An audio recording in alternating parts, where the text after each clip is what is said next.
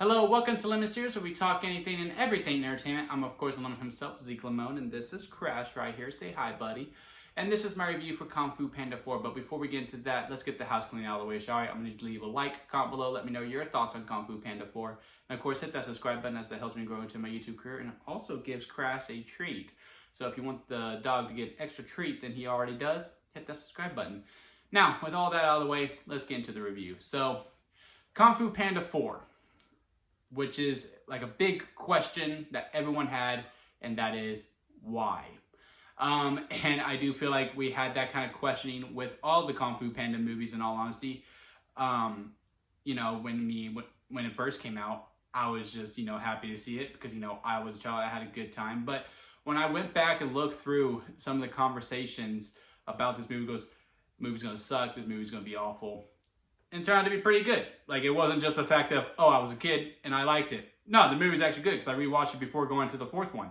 And the second one is even better than the first one. And then the third one, yeah, it goes down a little bit. And then this, and then this fourth one came out. But the thing is that trilogy, by all means, is no Lord of the Rings, but it's a solid trilogy. It's a really good trilogy. And it really did feel like they closed it up in part 3. So there was a lot of curiosity, and again, the question of why will we do a part 4 for Kung Fu Panda? And I do think the lesson warrants the fourth film quite a bit, where, it is about, change and, knowing that, hey, I'm no longer this person, because that's what Poe's going through. He's no longer going to be the Dragon Warrior. He needs to find a successor because he needs to transition to a new role within the palace or whatever that places where, he lives in.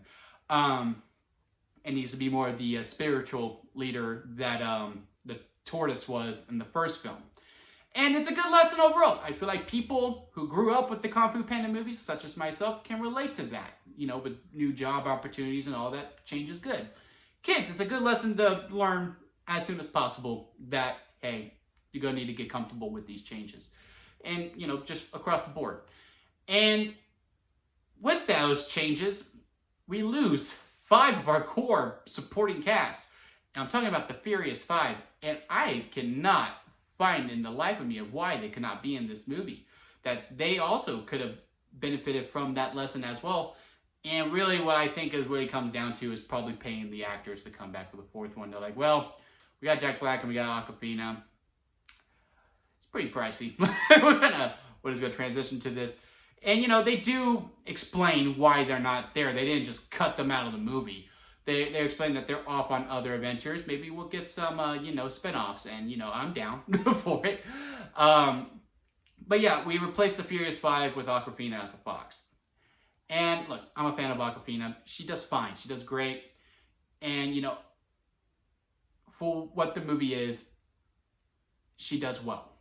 But when you think of Awkwafina as voicing the fox, you get that. that's exactly what she is.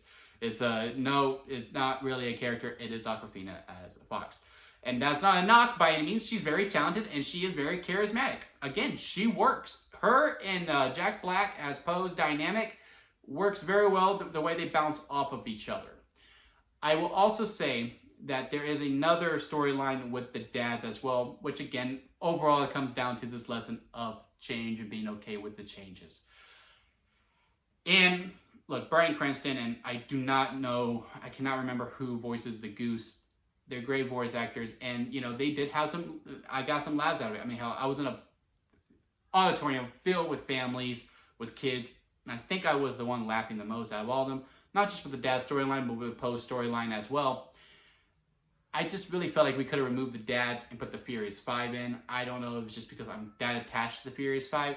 You just really feel their presence is not there, and it really does feel like it's missing quite a bit. And I honestly would have flipped them quite a bit. Flip-flop those storylines, the dads, and just put the Furious 5 in. It did not attach to me as well. Also, overall, this movie is a tale of two halves. It takes a minute for it to get going. It's once they get on the quest, the story really revs up and it really starts to sing much better. Especially when they get to this village where they think the chameleon's at. And that's another thing. The Chameleon is also a very good villain as well. She's a sorceress, and she can, you know, manipulate and transform into all the villains within the past. So there it does kind of feel like a full circle, and it does feel like Poe's greatest threat. But at the end of the day, when we go back to what I said at the beginning of this, when we ask the question, why does this movie exist? Why not? That's literally what it feels like. It just does not feel like a necessary viewing for the Kung Fu Panda trilogy. Like, this feels like an epilogue more than another entry into the film where, you know, the first three, yeah, you get the whole story and you're good. And then if you want to see, I wonder what Poe was up to after that, then you can watch Kung Fu Panda 4. But overall, this movie doesn't reinvent the wheel. You've seen this movie 1,000 times. And you'll probably see it 1,000 times more. If you've seen the movie, you know exactly how it's going to go, where the beats, where the twists and the turns are going to come from, and how this is going to end. And that's not always necessarily bad. I know when people are like, oh, it's predictable, so it's bad. No, that's not the case at all. This movie rides the wheel very, very well. And it's still very entertaining. Like I said, I was in an auditorium full of families, and I was probably laughing the most out of all of them. I had a very good time with this movie. It's just that when it comes within the overall franchise of Kung Fu Panda, it's just, out of the 4, it's 4th. And it didn't really feel that necessary to me. But hey, I still had a great time. I still had fun. If you were going to ask me, hey, should I take my kids to go see Kung Fu Panda 4? I'm going to say, yeah, go ahead. You're going to have a great time with it. And it's going to be a good experience for not just you, but the kids as well. So, it's a good time. It's a good movie. I recommend it. In the lemon scale, I give it a lemonade. Again, out of the 4, it's 4, but it's a solid trilogy nonetheless, which means just because you're last doesn't mean you're bad within this case.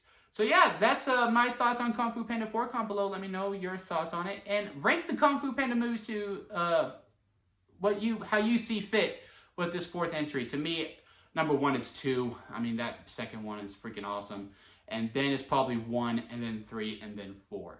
But that's it from me, guys, and I'll see you here next time. And so will Crash. Say bye, buddy. We'll see you here next time at Lemon Studios.